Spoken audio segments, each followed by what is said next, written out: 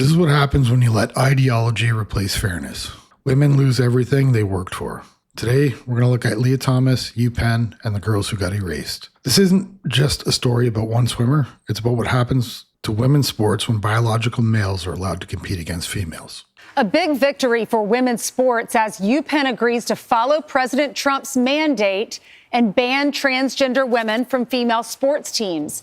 The Ivy League school will also revoke trans swimmer Lia Thomas of her titles. And all female athletes displaced by Thomas will be reinstated and get a written apology from the school. Thomas's former teammates. We have Margot Kaczorowski. We also have Ellen Holmquist. They've both filed a lawsuit against the university earlier this year, and they're also joined by their attorney, Bill Bott. Good morning to all of you. Morning. Good morning, Ainsley. Good morning. Good morning. All right, Margot, I'll start with you because you were in two of the same events as Lia Thomas. You were denied your win because Lia was competing, your recognition. So how does this new news affect you? Yeah, so I try to think about it more on like a broader scale because I'm really not doing this for myself or anything. What I went through was hard enough, but really I'm doing this for the future generation of girls to go through the program, to go through D1 athletics, and I really want just what's best for them. So I would like for women's rights to be upheld to the... Let's be clear, real women got pushed aside. Margaret lost her win, Ellen lost her spot. This isn't even a debate. This is what stolen opportunity looks like. Utmost standard and for those titles and records to come down. Is this enough for you, what they did? It's a good starting point, and I'm really grateful for the Trump administration and what they are doing to protect women, but there's so much more to go. They wouldn't be doing this without the federal government forcing them. So I think we have a long way to go to make sure that women's rights are upheld and policies are in place to ensure the verification process that it's only females in women's sports. Okay. Now, Ellen, you were left off the 2022 Ivy Championship team roster because Lia Thomas participated. You missed that by one spot. So this latest news doesn't mean that you're competing again. It doesn't mean that can change that. How do you feel?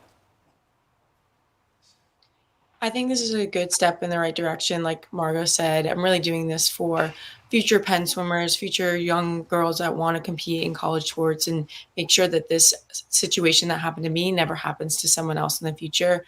But there are still a lot of steps that need to be taken by Penn and other universities that have been going down this path. So I'm excited to see the change and appreciate the administration and the help of icons with this. Okay, Bill, you were the lead attorney in the investigation of Lance Armstrong. You have a lot of experience with sports laws and Title IX cases. What do you think about this?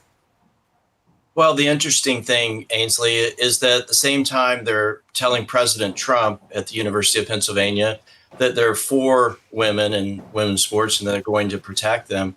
They're fighting Margot and Ellen and their teammate Grace in court, and they have an acknowledged responsibility in court. So we're seeing very inconsistent positions from the University of Pennsylvania, and which is why we're continuing to pursue the lawsuit against the school.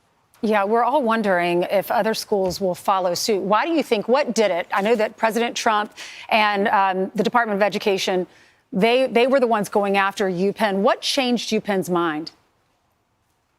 Well, more than $100 million was on the line. And I think they simply made a decision to say what the president wanted them to say. And UPenn says they're protecting women, but in court, they're still fighting these girls.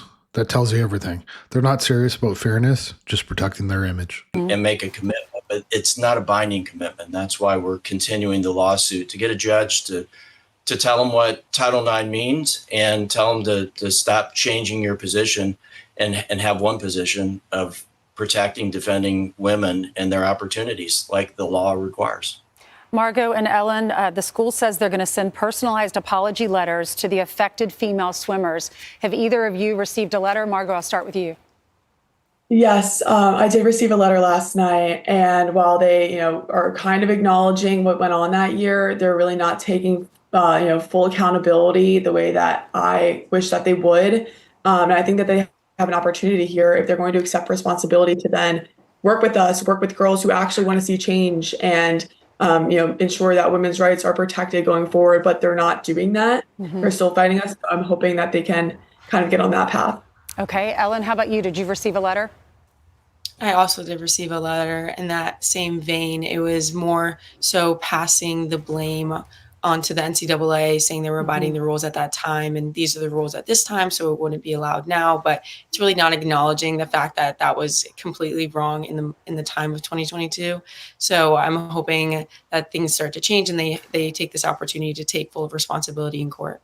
Yeah, I'm sorry it didn't change things for you ladies, but I am glad for the future generations. Thank you so much. Margot, Ellen, Bill, thanks for getting up early for us.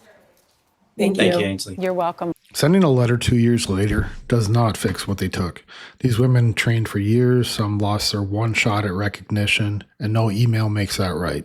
Let me know in the comments below your thoughts. See you in the next one. Bye.